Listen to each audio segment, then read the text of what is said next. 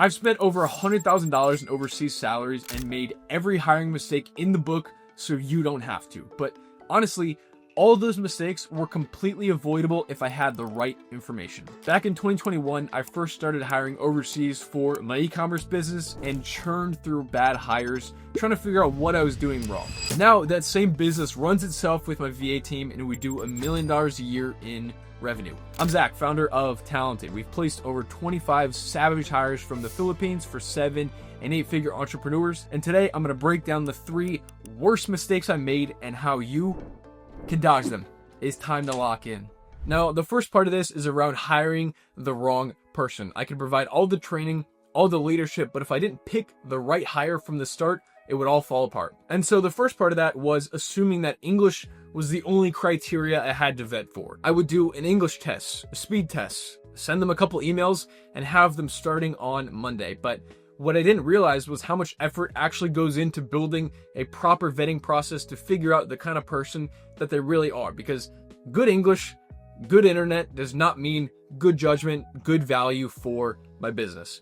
I was lowering my standards and assuming that was all they needed to be successful as a virtual assistant. Turns out they needed way more than that, and I had to focus on the character, the attitude, and their values. So that's when I started building my extensive vetting process. Second mistake around hiring is choosing the cheapest option, because I would hear the gurus talk about the $2 an hour VAs, and I was like, okay, they're all the same. Why would I pay any more than $2 an hour?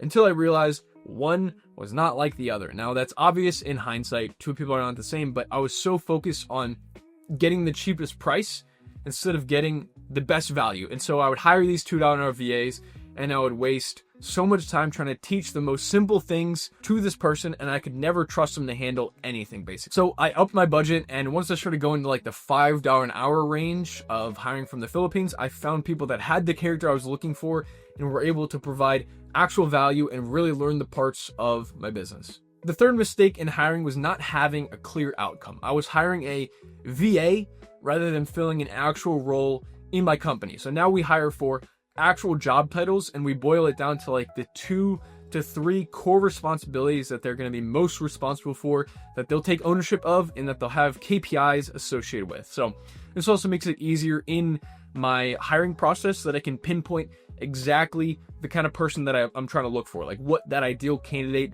what kind of character traits they would have from role to role. Some hiring red flags that I didn't know in the beginning that I want to share with you are having poor lighting or unprofessional setup in the interview, like bad microphone, bad webcam. If their internet keeps cutting out, if they ask about time off and holidays like way too early, if they are having trouble providing specific examples when I ask them a question about their past roles, if they have slow response time, like over 24 hours, if they didn't do any research about my company, if they have no long-term vision, no future goals, if they're not enjoyable to talk to, if they have background noise, they got a noisy environment around them, if their resume shows they're job hopping every couple months and they haven't had a job in over a year, and even if they're just 1 minute late to our calls. Those are all red flags that I would avoid. Then we get into training, because I can hire the right person, but I'm throwing away their potential if I'm not providing them the right training, the right resources to get up to speed with my business. First part of that is dumping tasks without any context. So jumping right into like, here's how you use this software. Here's the buttons you're going to click, without actually knowing the foundation of what the business does. They had no clue why they were doing these tasks, how it connected to our goals, and what good performance on this task looked like. So now we start with a wide foundation. Basically, the first week is just building up the context of like, here's how we do things, here's the team, before getting into the complexities of like the software. I use the software to optimize, not to train them on what we're doing. Second mistake I made with the training is having no structure. Basically just training them as I went, making up on the spot, and then double back and being like, oh, actually, I want you to do this differently, and changing the instructions up, and it would just end up with them being very confused as to what it is they were doing. I also couldn't track their improvement or their progress because I was always changing what it was they were doing. So now we have a clear progression when we bring on a new hire of like 30, 60, 90-day plan. Here's what we're going to look like at each of these intervals. Here's what the first month of onboarding is going to look like. And that way we can also move through the concepts logically. So it's like, in order to understand, like what I was talking about in the first one, in order to understand this, you have to understand this first. So that sort of thing. And the third mistake I made in training was expecting them to learn and catch on super fast. I would show them the process once, and then I would get frustrated when they couldn't catch on as quick as I would. I forgot that what seems obvious to me now took months or years for me to get to that point where it makes sense to me. So I'm a lot more patient now with the training. I build in and I expect that learning curve to take place, and I test for improvement, effort along the way, rather than just waiting until everything is perfect before I give them any sort of praise. The third mistake I made is the wrong leadership, because this is how you will literally lose if you do everything else right. You pick the right person, you give them the right training, you're going to lose great people if you don't provide leadership. First mistake I made was micromanaging instead of empowering. I was doing constant check-ins, sitting on Zoom all day, tracking their screens, and basically just redoing all the work they did.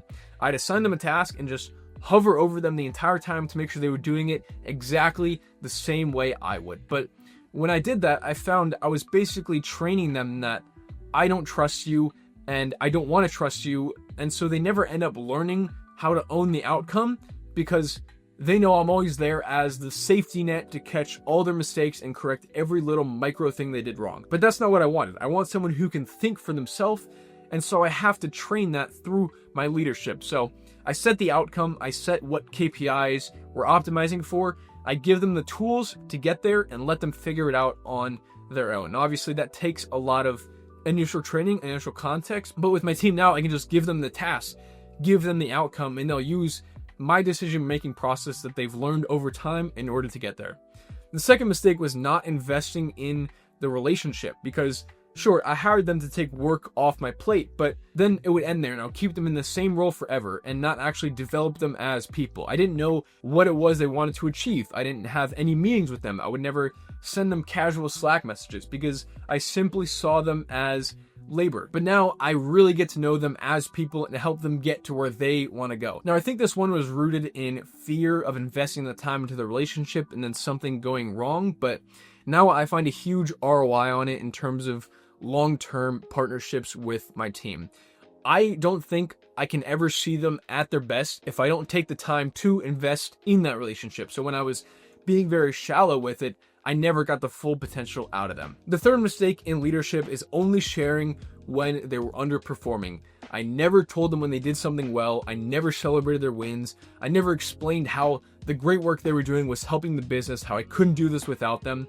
And the second something went wrong, though, they would make a mistake, I was all over it. You know, they would hear from me, here's what you need to fix. And so feedback just became something to fear. It was punishment to them. And so now I give my team praise publicly in Slack and in our team meetings, and privately, whether it be on our one-on-ones or in Slack, I'm always finding things I can praise them for and make them proud of. Not only does it make them feel good about their job and creates that feedback loop of the things they do well, so they can do more of that, but when I do have that feedback, when I do have that constructive criticism, they take it a lot better because it pales in comparison to all the praise that I've given them, and they really take the feedback and run with it. All right, here's 3 things you can do to build a killer overseas team. First one is to build your vetting process. Know the kind of person that you're looking for, the role they're going to fill, and build the process that is going to ruthlessly disqualify people that do not match that exact persona.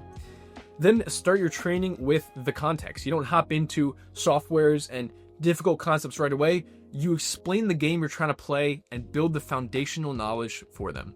Third one is to trust your team. If you're micromanaging every little thing they do, they're never going to learn to make decisions on their own and be a true value to your business. All right, now that you've learned exactly the mistakes I made and how to avoid them in your own business, you have to find your perfect hire. So if you want my full video breakdown on how we find, vet, and hire savage virtual assistants in 14 days, click this video right here. I appreciate you watching this one to the end, and I'll see you in the next video.